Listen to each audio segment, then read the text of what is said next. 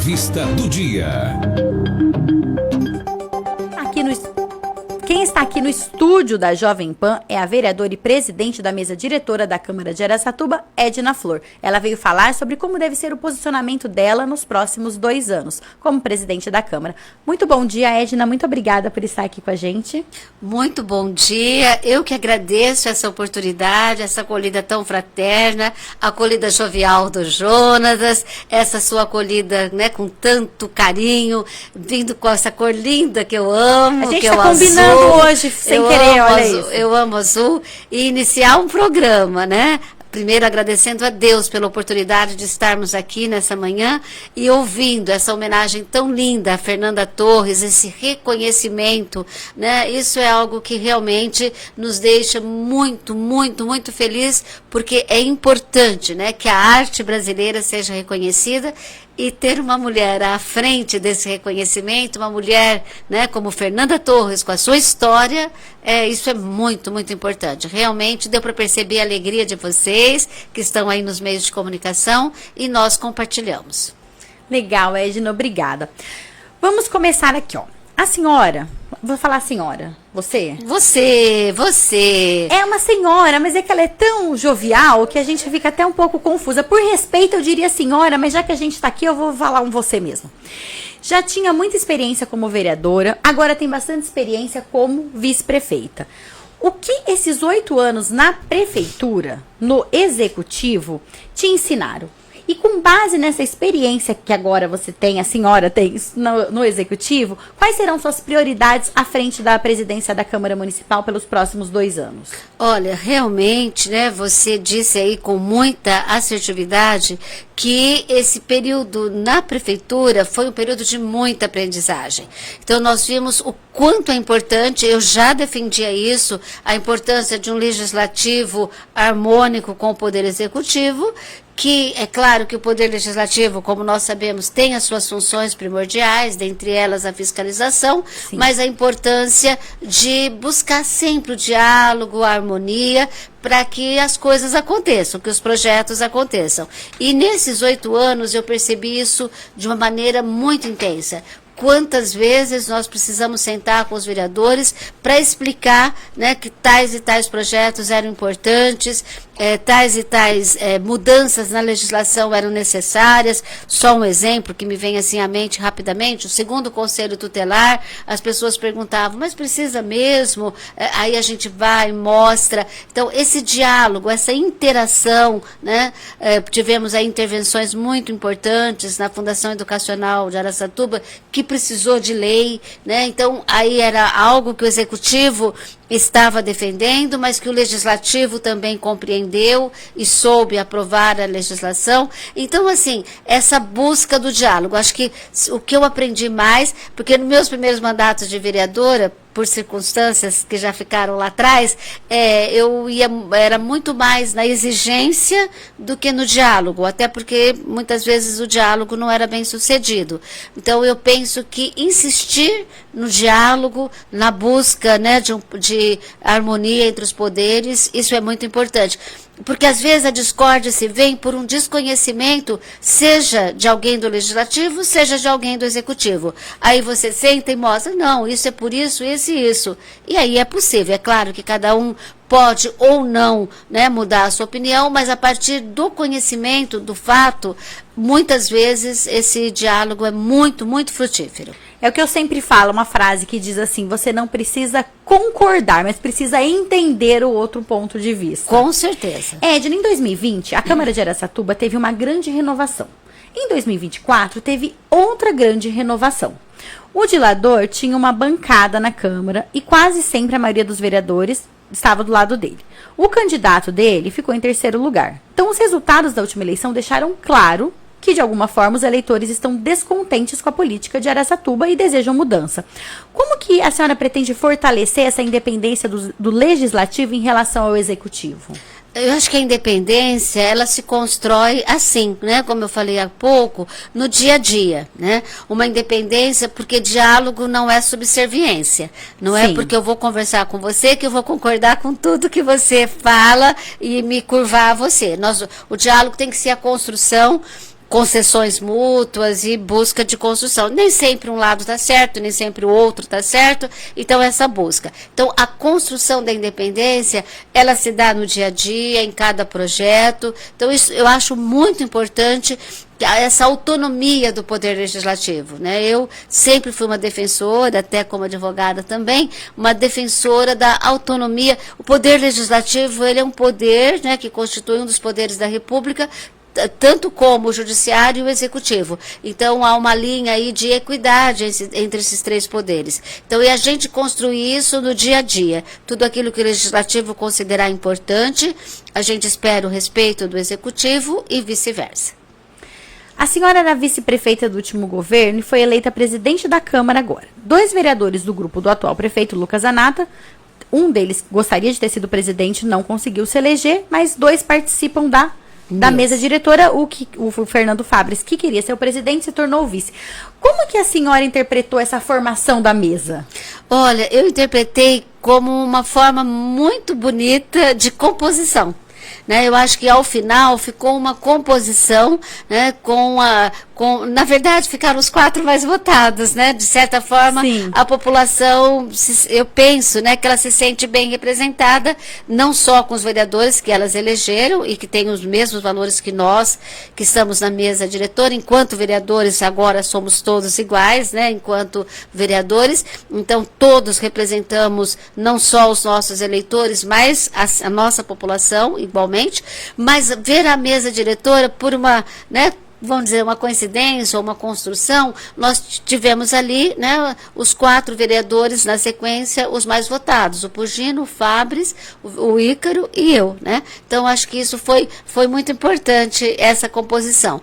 E, além disso, é uma Câmara, uma mesa diretora também com diferentes formas de pensamento. O Ícaro traz toda aquela busca que ele tem, né, de fazer com que, né, a oncologia, o trabalho, né, esse trabalho que é reconhecido, né, agora regionalmente, eu penso que já nacionalmente, internacionalmente, o trabalho do Atamor, né, ele traz toda essa sensibilidade que ele adquire não só nos momentos festivos, Suelen, mas no dia a dia, visitando a oncologia, visitando as crianças, as famílias. Então, ele vem com essa sensibilidade de agregar isso à política pública da saúde. Isso é muito, muito bom, né? Da mesma forma, o Fabres, que tem um grande conhecimento na área econômica, né, que já anuncia também aí toda essa busca de desenvolvimento da cidade. O Pugina também, que no discurso dele coloca isso, né, a preocupação com os empresários, com as pessoas que querem investir na cidade, ele coloca o mandato à disposição, e a gente que vem mais com essa visão do social. Eu falo que, às vezes eu vou pedir até licença lá para os colegas, falar, deixa eu falar um pouquinho, porque eu não sou Roberto Carlos, mas eu tenho cicatrizes que a vida fez, né? Eu já vi pessoas comendo lixo no lixão. Né? Então, essas cicatrizes que eu trago na minha história, eu não consigo, né, me separar delas, né? Então, essa questão mais social. Então, acho que esse misto, né, da gente buscar políticas públicas que atendam o social, que atendam o desenvolvimento da cidade, que atenda questões mais específicas, eu acho que isso vai ser muito produtivo, se Deus quiser. Muito bom. Eu fiquei pensando agora, essa pergunta nem estava aqui no meu roteiro, mas a Sol e a senhora são as únicas 2 mulheres. Sim. Nessa legislatura, e ela também tem essa causa muito forte, voltada principalmente para a inclusão. Vocês 2 são de grupos opostos, politicamente falando. Vocês já sentaram para conversar e alinhar algumas ideias, já que o objetivo final é bastante parecido. Bastante parecido. Assim, uma conversa formal ainda não, mas no dia a dia, ali nós estamos nos encontrando nos corredores, estamos conversando. Eu já conhecia e respeito muito, e já tive a oportunidade de olhar nos olhos da Sol e falar, olha, eu respeito muito o seu trabalho, né? É muito importante esse trabalho que ela faz como mãe atípica e toda essa causa do autismo. Eu penso que nós vamos conseguir somar, sim, né? Para que essa é uma causa dela, que a gente tem que dar essa identidade a ela, sim, mas nós podemos buscar fortalecer, e agora, como presidente da Câmara, no que depende de nós, nós vamos buscar fortalecer esse trabalho. Ótimo. Nos últimos anos, a Câmara aqui de Araçatuba esteve envolvida em diversas polêmicas. A gestão financeira, troca de computadores, evolução de valores bem abaixo da média dos anos no final do ano, os salários dos assessores, a tentativa de aumento do salário dos vereadores, o arquivamento da CPI da saúde. E com essa necessidade de renovação que os próprios eleitores demonstraram, como que a senhora planeja implementar e aumentar a transparência das atividades da Câmara para a população? Olha, eu penso, primeiro com relação, muitos desses assuntos, eles ocorrem em sessão extraordinária, às vezes até pela urgência ou por alguma outra razão, né, em sessões extraordinárias que muitas vezes aconteciam de manhã, 9 horas da manhã, em que as pessoas estão trabalhando, quando elas prestam atenção, elas não ficavam nem sabendo, mesmo né? que ficassem sabendo, não teriam condições de participar. Então, assim, nós vamos propor, né? Isso depende, a determinação do horário é uma determinação da presidência, mas eu quero compartilhar isso com a mesa diretora e penso que haverá uma concordância. Nós faremos sempre as sessões extraordinárias à noite.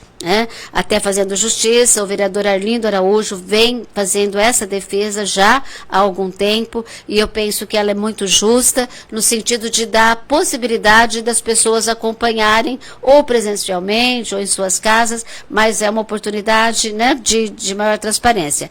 Como vereadora, aí não como mais, né, presidente, mas como vereadora, nós já estamos preparando um projeto também de tornar a tribuna livre mesmo, porque a nossa tribuna livre, ela ainda tem muitas exigências, tem que montar o estatuto. Nós temos entidades, por exemplo, a Pastoral da Criança, ela não tem um estatuto local, porque ela é organizada nacionalmente. Então você tem que buscar... Edna, explica para quem está ouvindo a gente, desculpa de interromper, o que é a tribuna livre? Obrigada, muito obrigada, porque às vezes a gente vai falando, pressupondo que todos já sabem. A tribuna livre é uma oportunidade que as pessoas têm de ocupar, era por até 15 minutos, eu vou confirmar se não houve mudança no regimento, mas era até 15 minutos ou até 10 minutos, me parece que houve uma tentativa de mudança.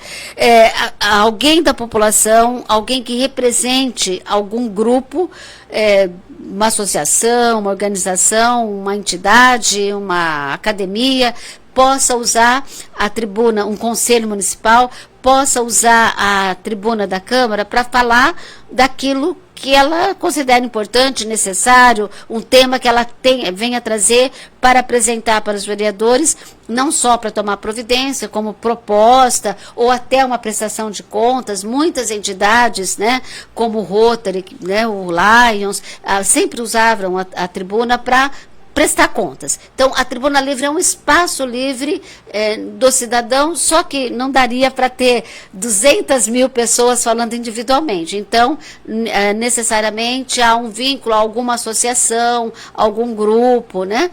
Mas mesmo assim nós podemos transformá-la em algo menos engessado, talvez menos burocrático, menos exigências de papéis, sabe? E a gente poder ter a possibilidade aí de mais participação da comunidade na tribuna livre. Então esse já é um projeto que eu, né, já estou preparando aí como vereadora. E o mais é sempre dar informações, né? Eu acho que a Câmara tem um espaço no início das sessões, o espaço da presidência, e aquilo que ficar definido com a mesa diretora, que foram decisões que impactam a vida da população, seja com a questão da saúde, seja com essa questão da transparência nos gastos, a gente sempre está informando a população, né?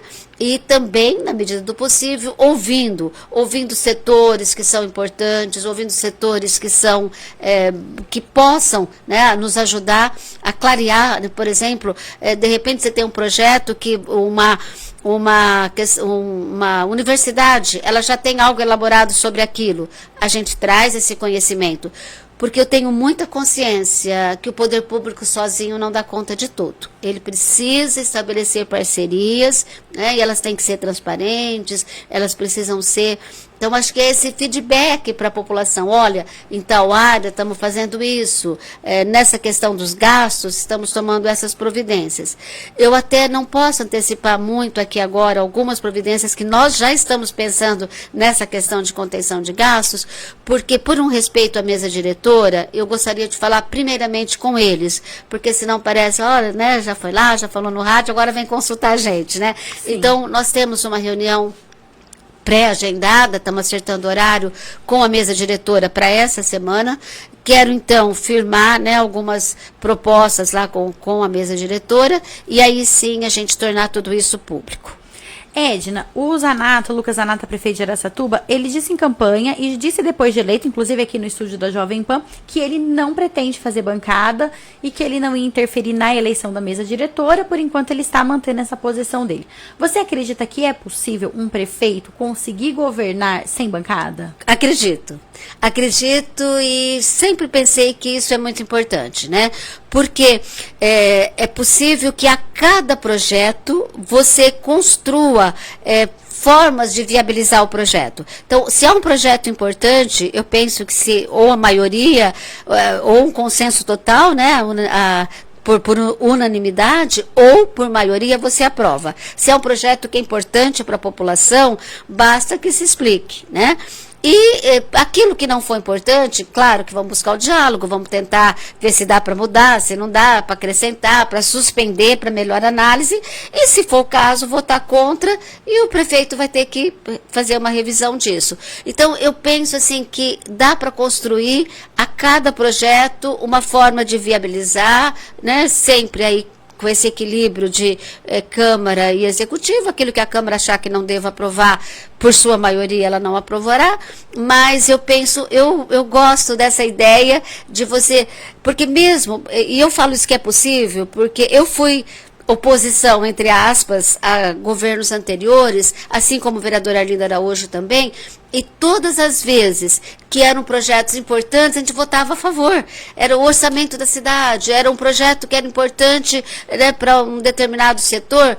Então, o fato de você oposição não significa... O ideal é que o vereador realmente seja livre para votar de acordo com o que ele acredita, de acordo com a consciência dele, não porque ele está amarrado com cargos ou troca de favores de algum tipo. Você tocou no ponto essencial. O vereador tem que ter a liberdade, sem nenhuma outra preocupação, de votar de acordo com a ideologia que ele defende. Ele foi eleito assim, as pessoas que votaram nele já o conheciam, então ele tem que manter essa sua coerência, a sua liberdade, e eu penso que isso é plenamente possível. Até porque os vereadores, acredito, desse mandato agora, eles estão mais atentos porque eles viram os resultados nas últimas urnas. Então, a população agora, o cidadão, está todo mundo mais atento. Eu acredito que as redes sociais, a internet, ela trouxe esse acesso à informação ainda mais próximo. Então, não que as outras mídias não sejam, mas a gente tem uma interação, mesmo aqui na rádio ou mesmo em TV, muito maior. Antes era só a gente falava, o telespectador, o público ouvia. Agora não. Então tem essa interação, as pessoas perguntam, as pessoas já falam na hora, isso é imediato. Assim acontece também com os políticos. Então tá todo mundo de olho. Eu realmente acredito que os vereadores desse mandato agora vão estar mais atentos a essa tomada de decisões e votos que estão realmente condizentes ao que é melhor para a população.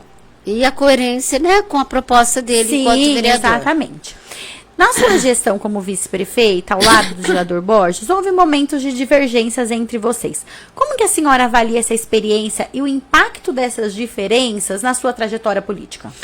Uma aprendizagem, né? Foi uma aprendizagem, porque, né, infelizmente, você tem toda a razão, a gente teve aí, né, uns momentos bastante difíceis aí, e foi uma aprendizagem. Eu acho que a palavra-chave aí é aprendizagem, né? Decepção, né, e aprendizagem. Teve alguma chave que virou assim na cabeça, quando a senhora era vereadora antes e para ser vereadora agora, no modo de olhar para o executivo, olhar para a prefeitura e falar, agora isso aqui eu entendi melhor como funciona estando do outro lado? Sim, aquilo que eu falei no início, quando você já ocupou um cargo no executivo, você vê que é possível você defender, né, as suas ideias, mas buscando diálogo, sem tanta, olha, nós temos que fazer aqui e a Câmara não pode pode ficar sabendo, ou ela vai ter que ficar sabendo na última hora. Então, acho que essa possibilidade do diálogo, eu aprendi muito. A importância do diálogo com todos, inclusive com quem pensa diferente, sabe? Eu acho que, às vezes, você não é dona da razão, às vezes você acha, ai, esse projeto tá lindo, maravilhoso, mas você ouve um contraponto e fala, puxa, eu não pensei nisso. Então, eu acho que essa aprendizagem também foi muito importante. Isso acaba expandindo também a transparência. Sim, com certeza. Eu ia perguntar aqui, eu vou manter a pergunta, a senhora já falou da Tribuna Livre, mas é importante para a gente, às vezes, pontuar algum outro item que ficou de fora. Quais são os seus principais aprendizados na atuação como secretária de Participação Cidadã? E aí eu ia perguntar, como presidente da Câmara, como pretende envolver a população nas decisões da Câmara e promover a participação cidadã também ali no Legislativo? Olha, eu sou uma defensora da participação cidadã, né?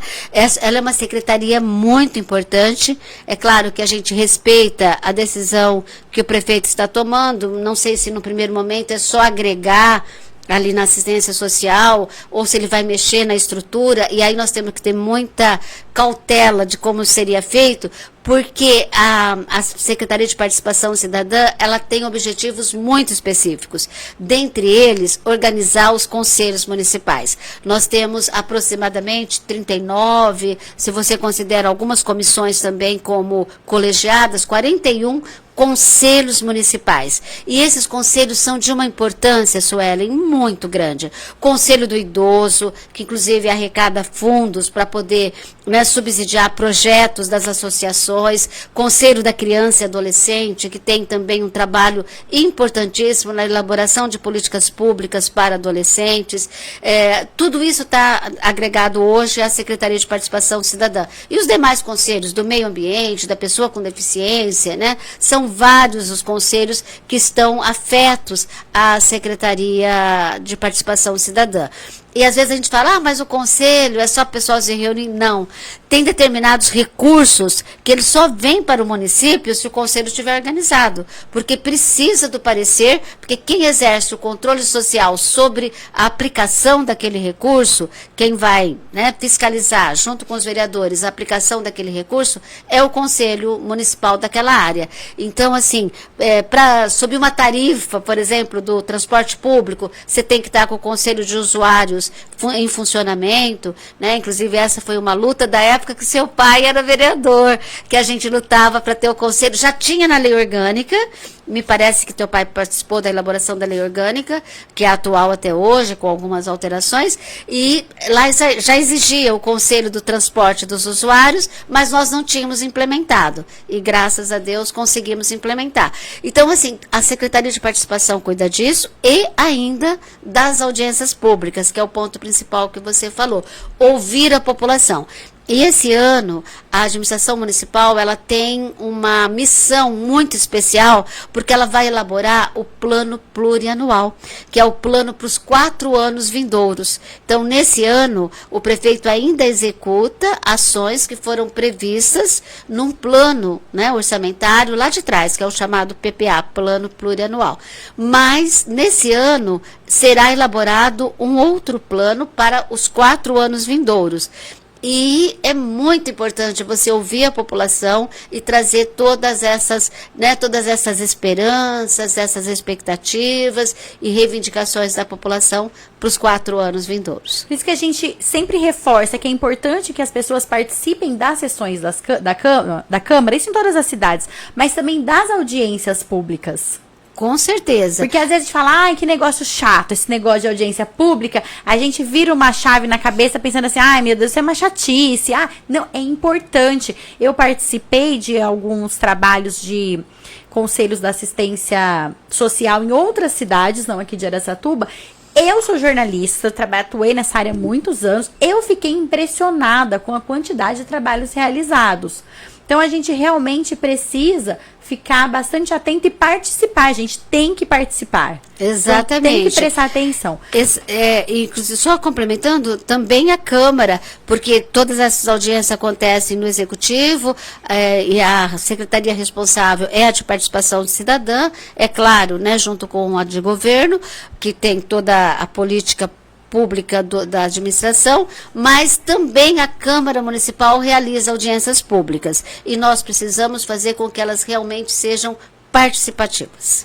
Ótimo. Edna, tem algum projeto que, como vice-prefeita, a senhora não conseguiu levar adiante, mas agora, como vereadora, vai colocar em pauta?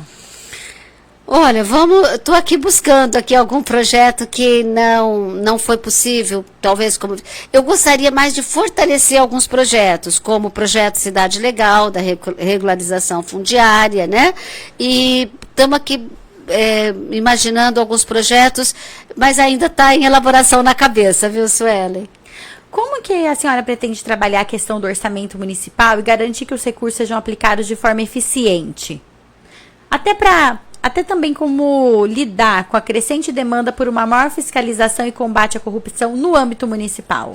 Bom, acho que a questão tanto no âmbito municipal, falando de executivo, é acompanhar a aplicação das verbas, os contratos, né? Acompanhar toda essa destinação dos recursos. Isso é um papel do vereador, do qual ele não pode abrir mão, por mais, né, que se busque aí o caminho da harmonia, como falamos, mas a fiscalização, ela precisa, e às vezes não é uma fiscalização para mostrar, isso está errado, Jonatas, mas uma fiscalização para dizer, prefeito, porque isso agora poderia ser tal coisa primeiro. Então, até essa questão da priorização. É claro que a decisão, ela é chamada, uma palavra difícil também, mas eu explico, é uma decisão discricionária, quer dizer, que cabe apenas ao prefeito. Ele é que decide se ele vai alocar o recurso aqui ou ali.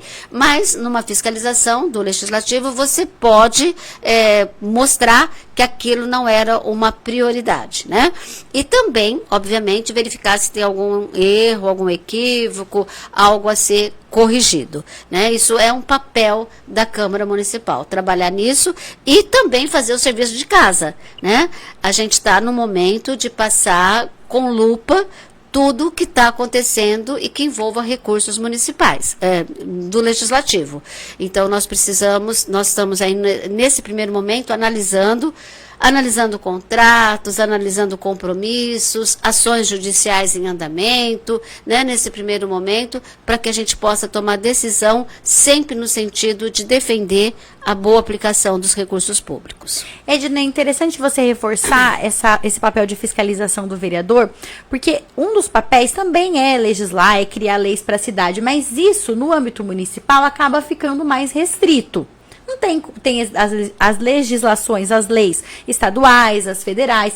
Então, o vereador acaba ficando um pouco mais limitado. Agora, na fiscalização, esse é um papel que ele precisa estar 24 horas em atuação, olhando ali o que está acontecendo, o que a prefeitura pretende fazer e o que está fazendo e o que já fez também. Exatamente.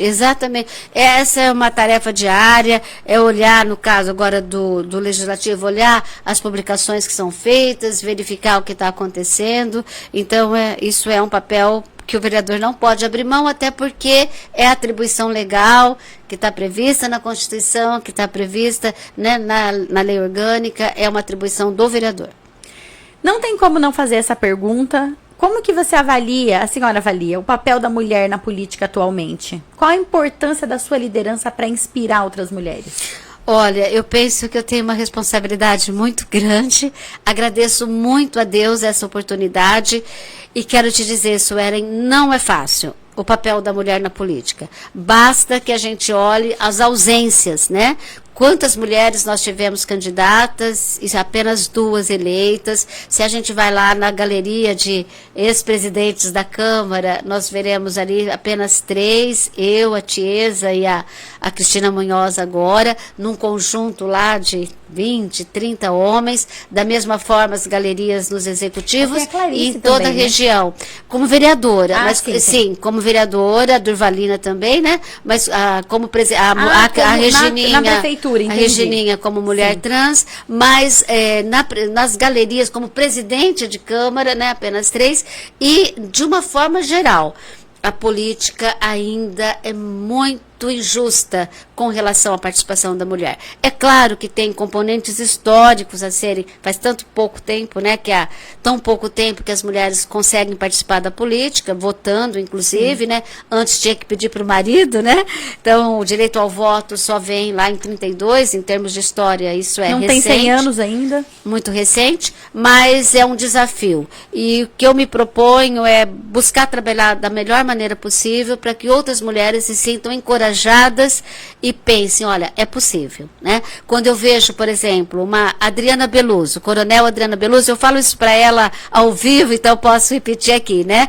Eu falo, Coronel, quando eu vejo que a senhora comanda, né, todo o batalhão e todos os órgãos de segurança da nossa região, eu penso, é possível ter uma mulher com sorriso no rosto, porque sorriso não falta para Adriana, né? Então, é possível ter uma mulher... E muito feminina, ela não muito precisou deixar de lado a feminilidade dela para poder assumir essa função. Então, eu acho que mulheres como ela também nos inspiram.